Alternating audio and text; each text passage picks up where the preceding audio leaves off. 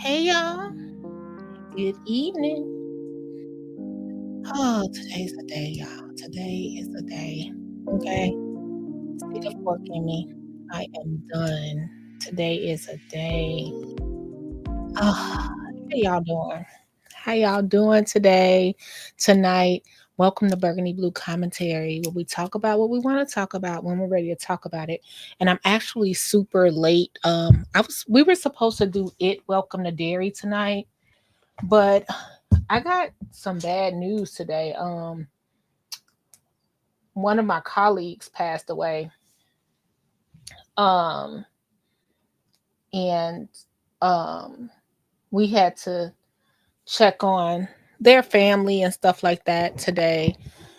Uh, they they passed away not of natural causes. Um, Basically, you guys check on your people. That's what I want to tell people. Check on your people.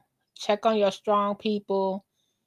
uh Check on your loved ones, like, just to make sure they okay, and especially the strong friends that you feel have it all together. Check in on them, you know what I mean?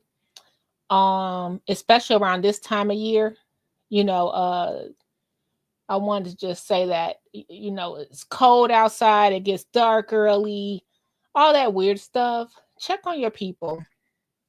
So we had to me and some other colleagues, we got together to, check with the family and stuff of that nature today. And it was just weird because, it's so weird that one day we're here and one day we're not. I don't know how to describe it, but yeah, didn't mean to start it off that way, but I just wanted to make sure that was on my heart to say. So I was doing that, and then I had to work and, handle some other stuff, and I missed it. Welcome to Dairy with Gardis and Choose tonight. And then I went to turn on my TV to, always as usual, to see if Shay's live, and I was like, freak, he's not live this week. I miss him. So I had some stuff that people had emailed me they wanted me to talk about, and I never got around to doing the video. So I figured it was a good time to do the video. Um, you guys, thank you. We're almost at 10K.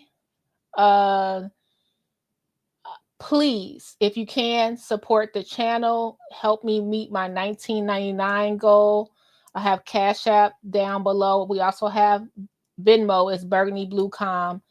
I would love to meet my goal. Thank you so much for those that could help me. If you can't, just listen and stay. Hit that like button. It means the world.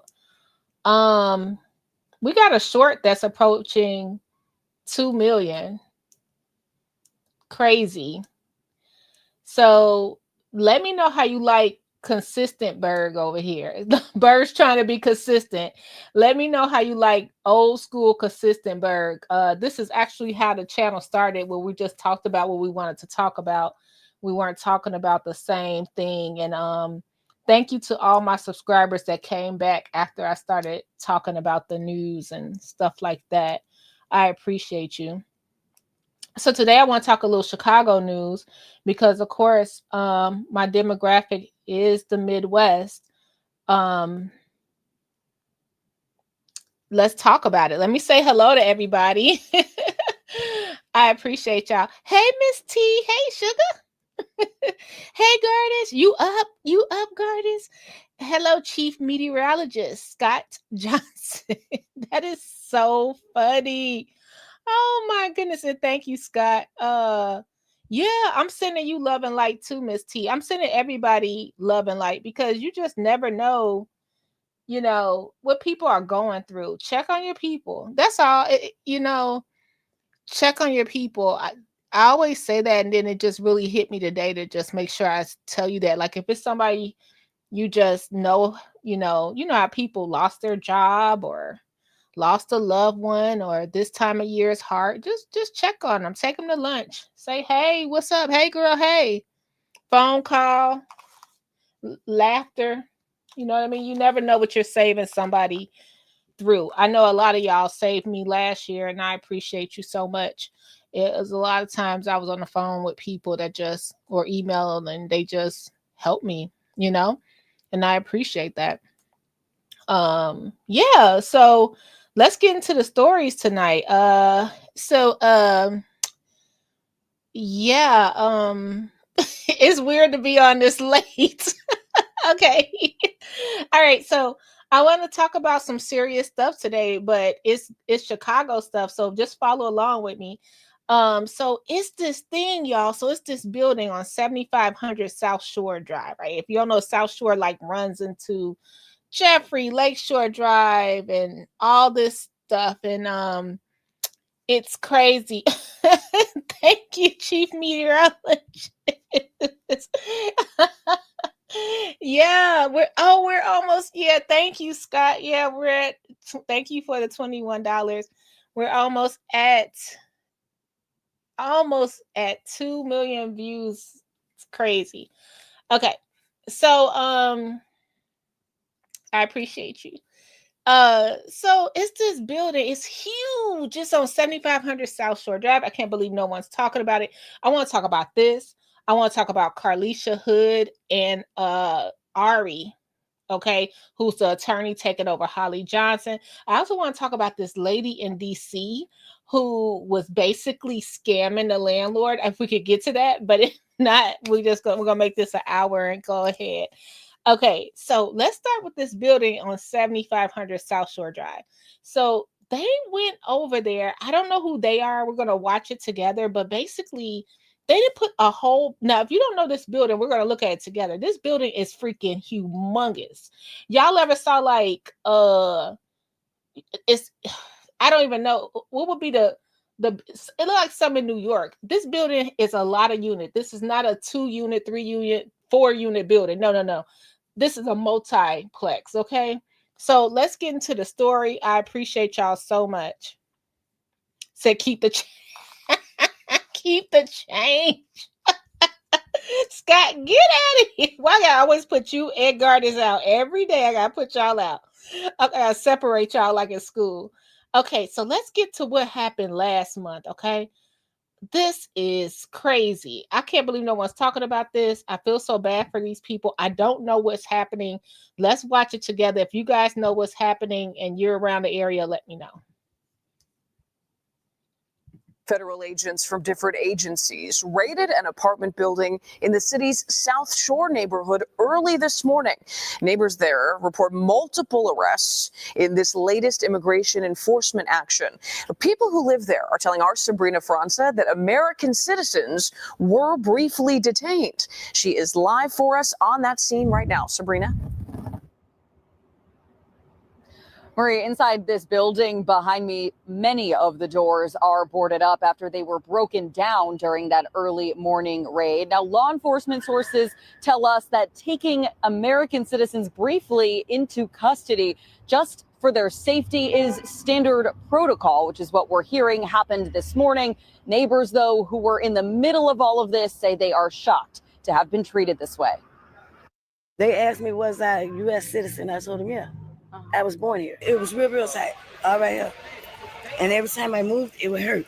Patricia Fisher says she was detained by federal agents this morning, claims she was held for hours in a van with other neighbors at 7500 South Shore Drive, while agents confirmed her identity, citizenship, and confirmed she had no active warrants. She describes the scene as she says children were also let out of the building. No shoes. The kids didn't have no shirts or no pants on. They just treated us like we were nothing. He said he had warrants for 5 people. I said, so why are you detaining the whole building? He says for the safety of our people. Ebony Watson watched and filmed what she saw. And all you see is this whole block full of budget rental cars, showing a massive show of force and rental trucks used in this mission alongside ICE, FBI, and other federal agencies. The FBI called it a, quote, targeted immigration enforcement operation. Are they at the property? Because we're here. We tried to find the property manager. No one would meet with us or give us any information about what happened. It's crazy. It felt like we were under siege last night. Meantime, this Chicago neighborhood is grappling for answers. They brought a baby out completely naked and wouldn't allow the mother a chance to clothe her child. You know, it's distressing. Now, we've reached out to ICE, DHS, as well as to Customs and Border Patrol for more information on what exactly happened this morning, who was detained, and why. We're still waiting to hear back from them. Live in South Shore, Sabrina. Can you imagine just being at home and they just run through the building and take everybody out and don't let you get clothed, anything? And then they're saying that they're saying that they have to check to see if you're even a citizen or if you have warrants. You can't even get dressed. Okay, now let's go on to what's happening now. This just happened this week. They're only given 5 days to move. I've never seen anything like this. I don't understand what's going on. This is crazy. Now that was 2 months ago. This is currently same building. Denied allowing tenants more time to move out of 7500 South Shore Drive. She called the building a fire trap for numerous safety issues. She says she's trying to protect the tenants by getting them out of a dangerous situation. Some residents tell us they don't have anywhere to go. We are in an emergency situation. Some of us are still stuck in this building. Some of us have been stuck in this building. Friday is our last day. Tenants of 7500 South Shore Drive have 4 days to move out. They are being evicted after weeks of legal action over dangerous conditions reported in the building. Some of those conditions allegedly left after federal agents raided the building in September.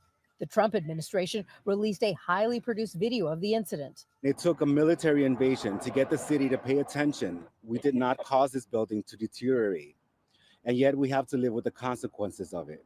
We did not call ICE to raid this building, and yet me and my neighbors had to deal with those consequences. So they go in the building, they raid the building. Okay, they go in the building, they raid the building, and then kicking the doors down, busting out the windows, sniping from the ceilings. And then they say, oh, the building is not deemed good enough for you guys to live in. You got to go. We're closing the building down. We're shutting it down. Can you believe that? And then get this. The landlords are not anywhere to be found. They collect the money however they collect it, and they just move on. This is so sad. A judge appointed a receiver last month to coordinate closing the building and relocating tenants. Today, the judge denied an extension for tenants to stay in the building beyond Friday, calling the building a fire trap. Some of the tenants formed a tenants union. All parties seem to agree the building is unlivable. But some tenants say finding another place mid-month, midwinter that's affordable has been difficult. And they say they haven't been getting the help promised. People have been trying to get out of this building, right? It's not that people don't want to leave. It's not that people are dragging their feet. It's that it's hard. I don't have anywhere to go. I'll be homeless Friday from where it stands now. I don't have anywhere to go. Where are we going to go, America?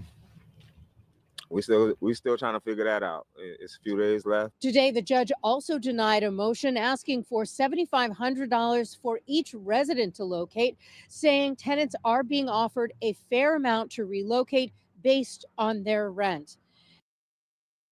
Okay, so that's hard. Okay, so $7,500 to relocate would be great, right? However, he's saying based on your rent. What if you have subsidized rent?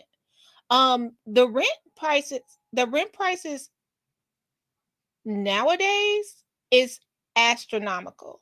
And then let's not even put in if your credit's not good, if you don't have current income coming in, let's say your rent was controlled, and it's the middle of freaking winter.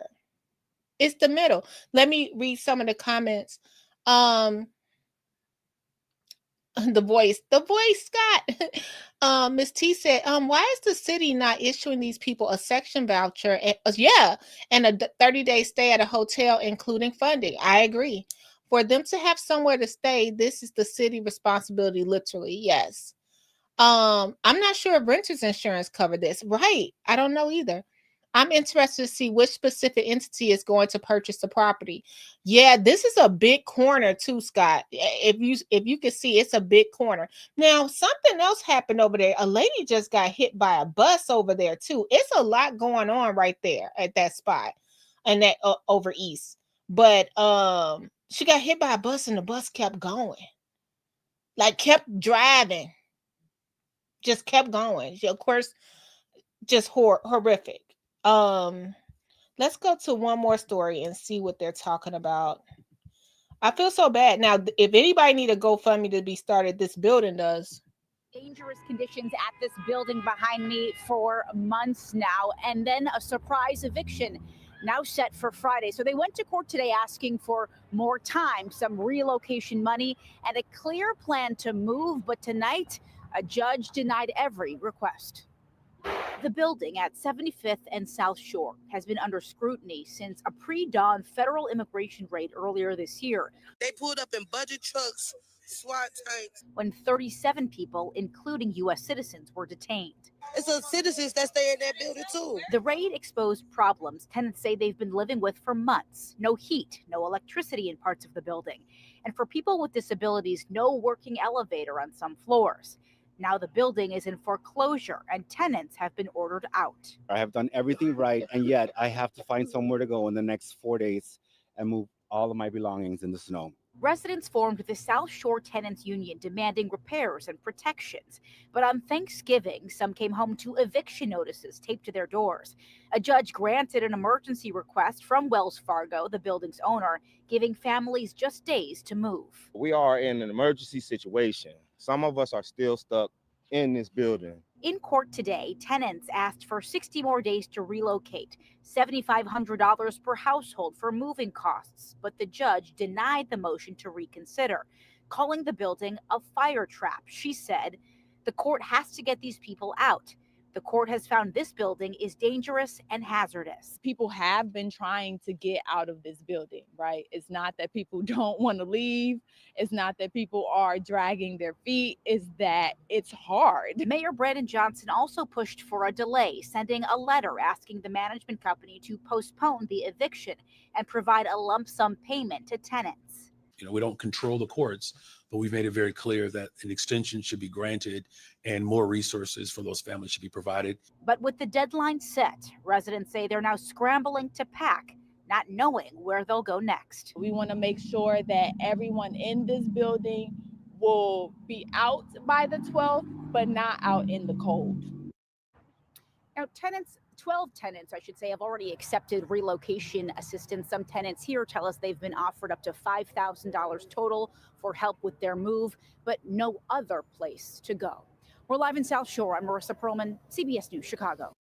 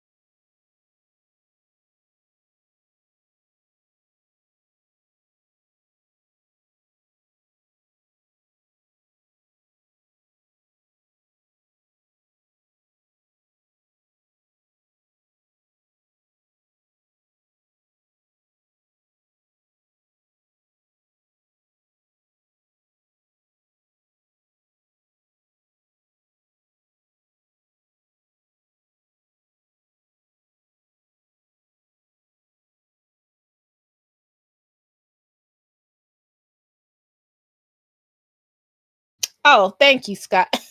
I'm just talking. Thank you. So I was saying we'll be praying for him because you know what's so weird? Like sometimes buildings like that, they hold families for generations. You know what I mean? Um, and then you have elders there, right? So nowadays when you try to go rent, they want 3-4 times the rent now. 3-4 times what you make. So I understand they're saying here go $5,000 to move, but you got to do applications, you got to wait, they got to verify you. It's a lot going on. So it should be something like this builder is now accepting these tenants over here, you know, blah, blah, blah, and get them situated. Because it's rules here in Chicago and the Midwest, I'm sure a lot of different places, but like when it gets to a certain temperature, like they can't cut your gas off, they can't cut your lights off, you know, stuff like that because of the, you know, your pipes will freeze or you'll freeze, right? They're not supposed to cut you off. And the same thing with evictions, like they don't really move you when it's like super cold. So I'll be praying for everybody there. And I'm sorry that, you know, these months have been brutal. Like they just like they saying budget trucks that ran up on us. Okay. Budget trucks that ran up on us. And then y'all done jumped out and raided the whole building and tore it up. And now we got to move. Yes, our building had problems already, but now you made it worse. Okay. Okay, guys, let's go to the next story. So I want to talk a little bit about, I want to do a little bit of Chicago history, but I want to talk about Holly Johnson and Romeca Meeks case really, really fast. So if you don't know about the case, Romeca Meeks was the young mom that dropped her son off for to school with a little cute note for lunch, and then when she left the school, she ran into her baby daddy and his other baby mama. An altercation or something happened, and the second baby mama shot and killed her at 9:30 in the morning, not far from her son's school, right? So they recently arrested the second baby mama, and she got no bond, and she has to go back to court on December 23rd. Word on the street is she retained an attorney named Ari Williams. Now, Ari Williams is said to be one of the baddest attorneys in Chicago, criminal defense attorney. She's young, she's successful. She started off with a group and now she has her own practice. I want to visit the Romeca Meeks case first so you can get that background, and then we're going to talk about Ari Williams really quickly.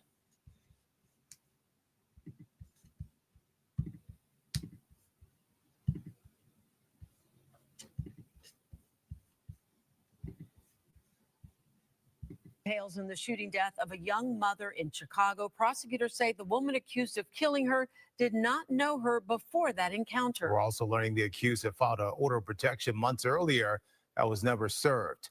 Tia Ewing is here with the other key points we've learned from court today. I mean, so many key points in this case. And you mentioned her saying that she didn't know her. She said she had never laid eyes on her before until this shooting. And we know she is the alleged shooter in this case. Let's run it down for you. Prosecutors are revealing new details about the shooting that left Romeca Blackman dead. They say the accused shooter, Quadajah Johnson, had never met Blackman in person, even though she filed an unserved order of protection against her last December, claiming threats through family members. Blackman's mother is now left raising her 7-year-old grandson. I just want justice for my daughter, and I want peace in my family. This has been such a hard 3 months. It's been painful. It's been terrible. I mean, we've been torn apart. One of the leaders of our family, she was the baby, but she was the leader. The holidays are not holidays. I'm just grateful to God. Well, let's walk through this. So on September 8th, investigators say Johnson and the father of her child were near his home. They drove Johnson to 20 West Cermak, where her car was parked. They placed their 6-month-old into Johnson's car in the back seat. Around the same time, Blackman had just dropped off her son at a nearby school and drove back to the area where Johnson and the father were. Witnesses told police the women argued. They reported the father pushing Johnson away and Blackman standing with her arms crossed. They say he then slammed a car door on Blackman and also put her in a chokehold. Prosecutors say Johnson broke free, and that is when, or I should say Blackman broke free, and that is when Blackman was shot once, and then that's when they say Johnson paused, then fired 2 more times. Police recovered 3 9mm casings there at that scene. Johnson legally owned the gun and claimed self-defense. Prosecutors say Blackman was unarmed. Her son turned 7 days after the shooting and is still asking to this very day, where is his mother? Carlos may be hurt for the rest of his life, but we make sure he see rainbows in his clouds. Okay? Nothing will ever change about that. There is nothing he needs that we cannot provide. He is perfectly well. He is happy. He is thriving. And even when he feels his lowest, we pull him out of it together like we do with each other. He a superstar like his mom, and he's going to show her better than he could tell her. Now, Johnson's lawyers did argue that she's 7 weeks pregnant and should be released from custody. The judge didn't see it that way. She remains in custody even right now. Johnson's next court appearance is scheduled to happen December 23rd. This is a story that we've watched closely, a lot of national reaction to it, and of course, we'll continue to follow it. Yeah, and a lot of new details we learned today. Have we heard at all from the father? In fact, I just received a FaceTime call from the father. He says a lot of what the witnesses are reporting that we're hearing from the Cook County State's Attorney's Office, he's saying that the details did not play out that way. He's asking questions about, are they sure they saw this? What is making them say that he put her in a chokehold? All of these things. So he's saying the narrative didn't play out quite like what we're hearing and what we heard in court today. So this is one that we will be following. And of course, we're going to try to make sure that we get his side of things as well. Okay, now, this is Ari Williams.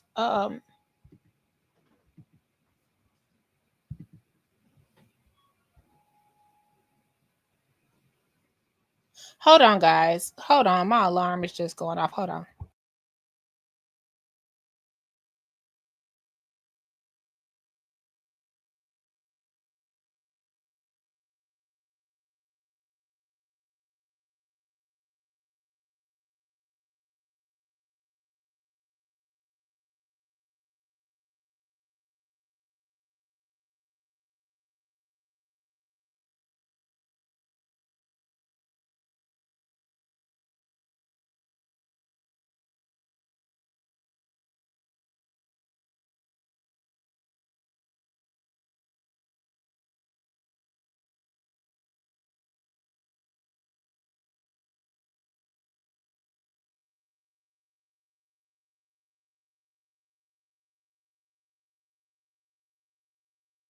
Okay, sorry guys. I wanted to check on that. Okay, so this is Ari Williams.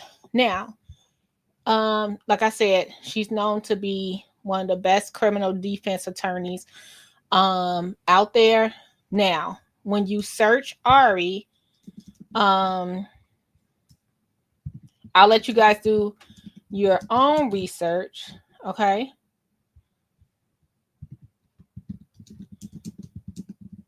Because you'll see a lot of familiar faces pop up when you see Ari, okay?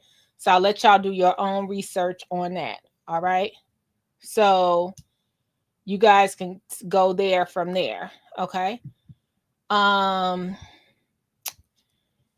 Let's go to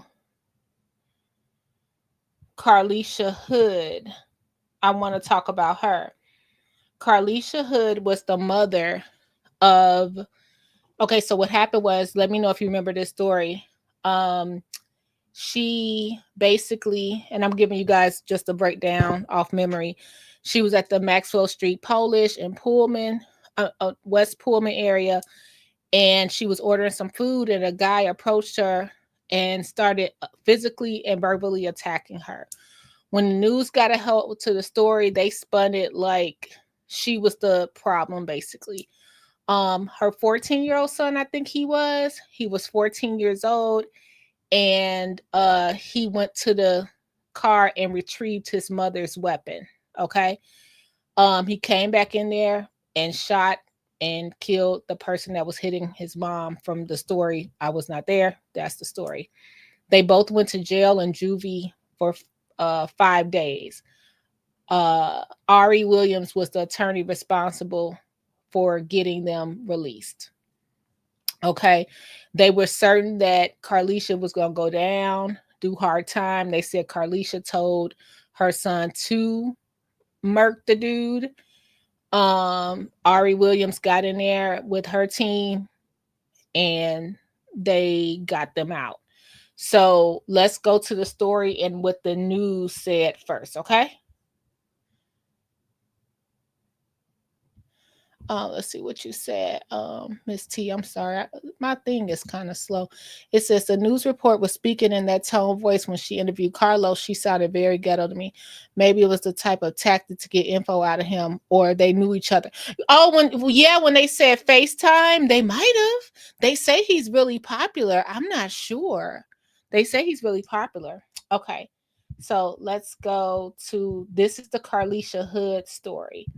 So. $3 million for the 35-year-old West Pullman mother who, according to prosecutors, $3 million for the 35-year-old West Pullman mother who, according to prosecutors, got into a fierce verbal argument with a Southside restaurant patron. This was Sunday night while they were waiting in line for food, the situation quickly escalating into a deadly encounter. During that altercation, the defendant began texting her son. Cook County prosecutors describing how Carlisha Hood summoned her 14-year-old son, who was out in the parking lot late Sunday night at this Maxwell Street Express restaurant at 116th and South Halstead, and then things started heating up. The argument between the victim and the defendant turned physical when the victim punched the defendant in the head approximately 3 times. The store surveillance video capturing the moment the 14-year-old sees his mother getting punched, investigators say, and that's when the teen allegedly pulls a gun from his pocket. The co-defendant fired a shot at the victim inside of Maxwell, striking the victim in the back. As the victim fled, the co-defendant followed him and fired additional shots. The defendant instructed her son, the co-defendant, to continue to shoot and kill the victim. The 35-year-old Hood, according to prosecutors, ordering her son to shoot another restaurant patron who thought the initial verbal dispute was funny, but the teen wrestling the gun away from his mother. And thankfully, no more shots fired, but the damage was done. The 32-year-old male victim succumbing to his injuries. Mother and son now facing first-degree murder charges and a host of other offenses. We'll have more coming up at 6 o'clock. Okay, and then, like I said, we're not going to stay on this story now too long. I wanted to show you what the news reports were, and then this was her press conference. Did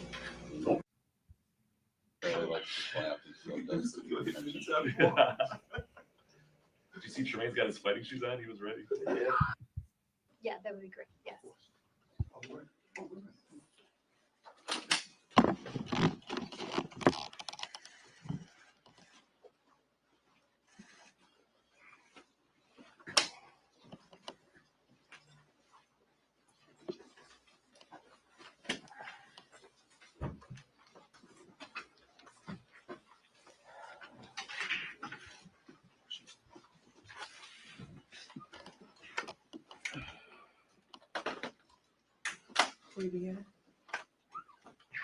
Good morning.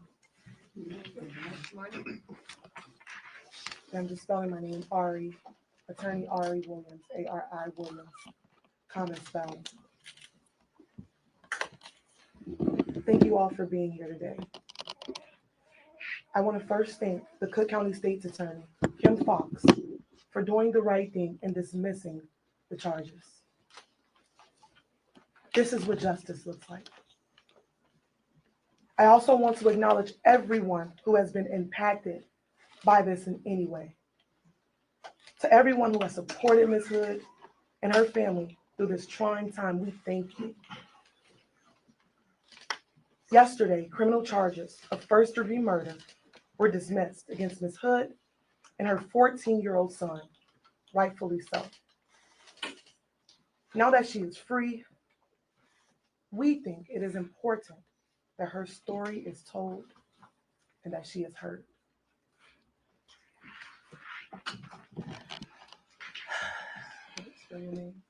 Hello, everyone. I'm Carlisha, Carlishia.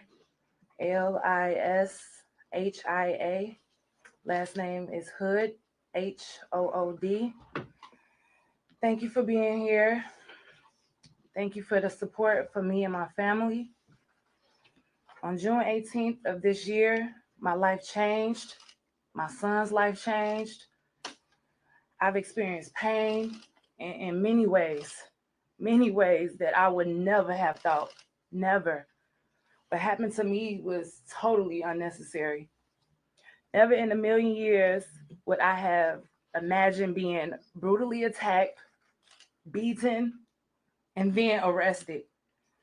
I am thankful that the Cook County State's Attorney dismissed the case. I am also thankful to have my son with me and by my side, and also his charges being dismissed. I thank my family for supporting me and the people all over the world. The people did not play. And I just thank God everything was revealed. And just everybody who has been praying and rooting for us, I just thank God for them. That did not go unnoticed. You are all. Okay, y'all. So I'm gonna let y'all do your research. Like I said, I don't want to spend a lot of time on Carlisha Hood case, but I want to tell you this was one of Ari's. I think this case put her on a map. I could be wrong. She's done other cases. I think even with the famous Chicago rappers here. Now this is my question when it comes to Holly Johnson. Like I said, they said Ari is one of the best.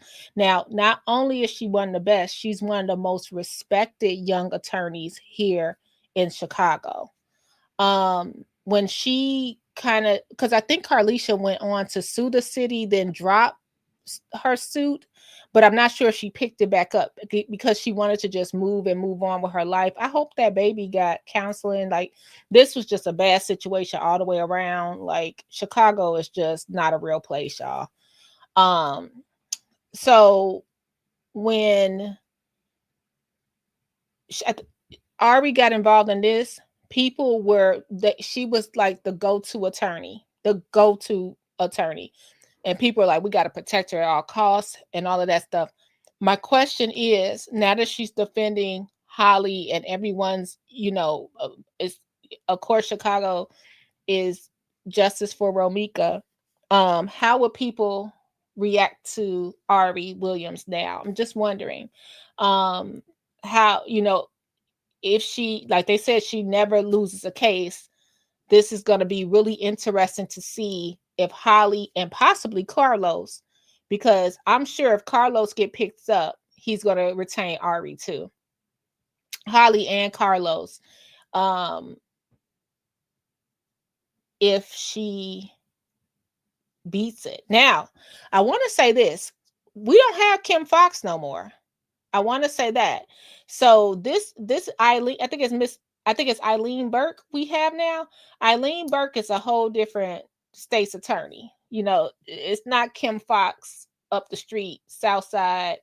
It's totally different. So this was going to be an interesting case when we get down to the Holly Carlos against Romeca on the 23rd. So yeah, let's see how this goes. They said that Ari definitely charges upward five figures to even start to retain her. That's what they're saying allegedly. So this is just really interesting. I want you guys to do a little history on Carlisha Hood, how her case went. They spent 5 days detained, said we're gonna sue the city, and arrested, said they're going to sue the city, and then see how that went from there. So I'll leave that to the people covering the Romeca Meeks and Holly Johnson case to cover that part. But I just wanted to bring that little history to your attention and see what you thought about that. Okay. Next subject. Did y'all hear? Wait a minute. I don't know which one I want to talk about first. This lady in DC that moved into the Airbnb. Y'all, this lady, I don't know if I have time tonight because I got a lot to do tomorrow. But this lady in DC moved into this Airbnb and she just was lying. And then the other thing, now this story is kind of sad, but did you hear about the influencer? Maybe we'll do a part 2 tomorrow night. Did you hear about the influencer that gave the restaurant a bad review? And after she gave the restaurant in New York a bad review, she also, so she does gig work. So she was doing one of those apps. What's those apps where you walk the dog or stuff like that? She was doing one of those apps, babysitting a dog. I think we'll do that one. Let's do that one because I think the other one is just too long. Let's go to that one. Hit the like button, guys, if you're up with me. Let's see if I got that. And we'll end it there. I was like, this lady is crazy. This lady is crazy. Okay. Let's go to her name. So it was this Husky named JC. And shout out to Recovered Mom. Did a little breakdown. But it was this lady is a whole influencer. She does food influence, beauty influencer. Like she's all over everywhere. But she's doing crazy stuff online, like,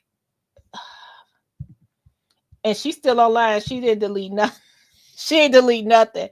I would have ran for the hills. But let's start with the dog walking incident. Let's start there. Okay, let's go. Influencer and the owners want justice. Yes, this is the same exact influencer who recently went viral for scamming a family-owned Vietnamese restaurant out of $200. This is Fadima, and this is her username here on TikTok. The dog was a 7-year-old husky named JC. JC's owners met Fadima through the dog-sitting website Rover. Fadima and her boyfriend had the dog in their possession for 10 days, but on the 10th day when he was to be returned, he was deceased. Fadima and her boyfriend would then go on to return the dog to the owners inside of a suitcase inside of a trash bag. Y'all, did you hear this? So the people got this lady to watch the dog. Okay? To watch her dog. They get a text like the dog is not feeling good or whatever. And she goes to pick up her dog. And do you see the rolling case? Like, they returned the doggy in a suitcase. Not the vet, not rushing the vet to an emergency animal hospital. Nothing like that. Not calling Rover. Like, that's the first thing I would have did. Call Rover and said, this dog, I can't reach the owners. The dog is sick. What do I do? It's not like you would have to, come out of pocket to do that. This how they bring the lady her dog back. What? Did y'all hear about this story? I am, yes, Miss T, yes, Scott. This is as an animal lover myself. What's the little say? They be like, I wouldn't treat a dog that way. I wouldn't treat a dog this way. I wouldn't treat anything this way. A roach, anything, a squirrel, anything, any living being. Why would you return? If someone had a pet spider, I would not do this. What are you doing? Fadima told the owners that the dog had died in his sleep. However, JC was returned without his collar, and when the owners asked Fadima about it, she had no idea where it was. JC's body was immediately sent off for an autopsy and toxicology reports. However, the results were inconclusive and a cause of death could not be determined. However, what the autopsy did report that there was a significant amount of internal decomposition, which led the owners to believe that JC may have died earlier than they expected. Ever since this this happened back in March, the dog's owners have been trying to serve Fadima and her boyfriend. However, now they do have the proper information. JC's owners believe that something else happened, and they just want answers and accountability. Fadima has not addressed any of this at all on social media and has instead turned off her comments and is posting her regularly scheduled. Y'all, she went back to business as usual. Now, she did end up making a post like, oh, I'm sorry, but at least the autopsy didn't say that I poisoned the dog or anything like that. But this is what I think happened. This is what I think happened. I think she was doing too many things at once. I think she was doing, because if you're a big influencer, right, why are you on these smaller apps, right? So I think that they went out of town or something, left the dog there at the house, or went to eat or something, left the dog there. They were not dog sitting. I don't think they were dog sitting. They put out a bowl of food and a bowl of water. They probably did that before, and the dog got into something, and I think that's how it passed. Where's the dog collar? That doesn't even make sense. Did the dog run away and get hit by something? I don't know. Now that I think about it, because where's the collar? Oh, gosh. Can you imagine? I would even, this is crazy. Let's see if it's another one. This is the video, you guys. So if you're real sensitive to this part, this is the video.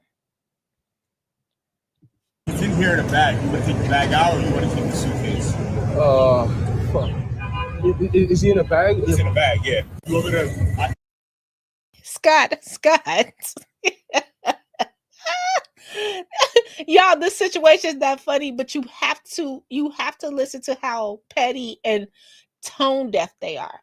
The man is asking him, hey, do you want to take the bag? He's in a bag. So they got him in a garbage bag. He's like, do you want to just take the bag out the suitcase? So y'all gonna keep the Burlington suitcase? You're not even going to let them take the dog home in the little suitcase makeshift coffin you done made? You want your luggage back? Y'all, I hate it here. Earth is not real. Earth is not real. They like, hey, this is a good suitcase. This is a good Tommy Hilfiger suitcase. We want our suitcase back. They are crazy, Miss T. Discussing. I want you to take my deceased dog out the suitcase and just and throw the hefty bag in the back seat of my car. That's what I want.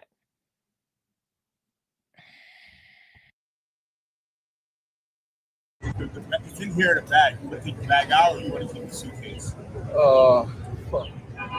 Is he in a bag? It's in a bag, yeah. Yeah. You go through the bag, all right?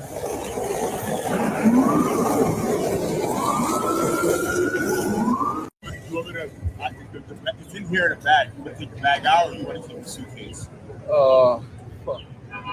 Is he in a bag? It's in a bag, yeah.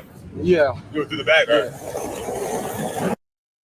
I can imagine, because this is the boyfriend picking him up. Like, he has to tell his girlfriend the dog is in the bag in the...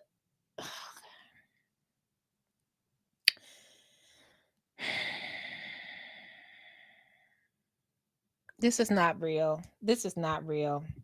So this food and beauty influencer unalived a dog in her care and returned him to his owners stuffed in a suitcase, and there hasn't been any justice for this dog. This is Famira Sultana and her husband, Dimitri Kochi. This happened earlier this year in March, and the dog they unalived, his name is JC, and he was a 7-year-old Siberian Husky. JC's owners had to leave town, and they decided to find somebody on Rover to take care of JC. Her profile looked perfect. Everything at first was amazing. They were scheduled to watch him for just a few days. And at first, everything was normal. She was sending picture updates. But on March 30, when they were supposed to pick up JC, she suddenly called them and texted them saying that JC had passed away in his sleep. They decided to meet in front of a vet clinic. And that's when Famira and Dimitri showed up with JC stuffed in a bag, put inside a suitcase. I mean, this is so heartbreaking to watch this video. It's so heartbreaking to see this. The owners entered the clinic to get, to take JC to get an autopsy. And when they went in, these two cowards ran away and they didn't tell them what happened. And they've been avoiding them since then. Now, the autopsy came out inconclusive. They took them to get toxicology reports. All the toxicology reports came out negative.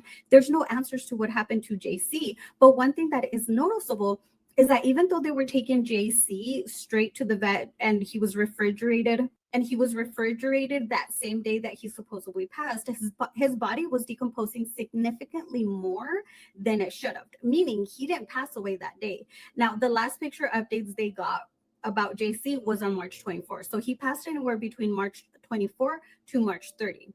Now, before this, JC had recently been to the vet and he was given a clean bill of health. He was happy. He was healthy. He was, he was a happy dog. So what happened to JC? Now, Y'all, I'm so mad at this lady. And look, she is going on about her life. Like, talk about unbothered. She's out here just living her good night, Miss T. She's out here just living her best life, still doing makeup reviews, and she just keeps the comments off. That's all. And I'm like, y'all, we're gonna have to do a part 2 about how she scammed the restaurant, which was really sad too. But they're picking up, like, other influencers have been out there to support them. But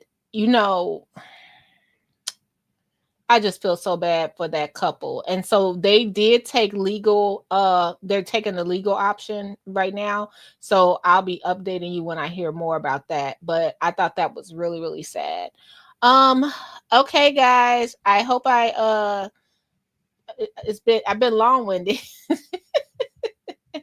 I don't know why being on here so late would make me a little nervous, but we've been long-winded and I appreciate you so much. So hope you enjoyed this hour. And I just thank you so much for supporting the channel.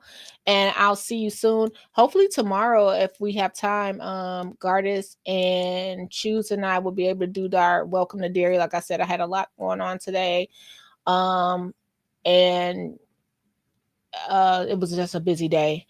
Yeah, you guys, that's it. Okay, that's the end of the show. And I'll see you tomorrow. Thumbs up for Consistent Berg up in here. Okay. Can I be recognized, Mayor? You want to be long-winded? I'm just asking. I wouldn't have it any other way. Bye. Commentary blue. Commentary burgundy. Commentary. Comment blue. Commentary. Comment burgundy blue. Commentary blue.